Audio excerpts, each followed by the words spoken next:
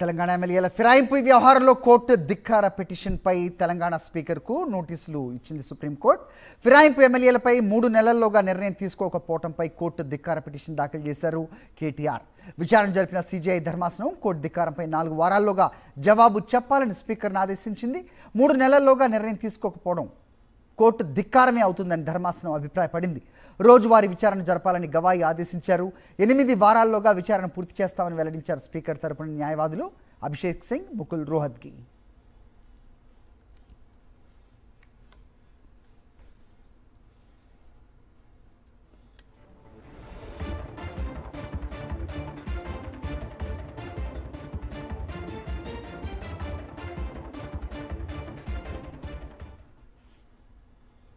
Right, రోజువారీ విచారణ జరపాలంటూ 3 నెలల్లోగా దీనిపై ఒక నిర్ణయం వెలువరించకపోవడం కోర్టు ధిక్కారమే అవుతుందని కూడా సుప్రీంకోర్టు అభిప్రాయపడిన పరిస్థితి మనం చూస్తున్నాం. మరిన్ని అప్డేట్స్ మా కరెస్పాండెంట్ వెంకటేష్ అందిస్తారు. వెంకటేష్, చెప్పండి.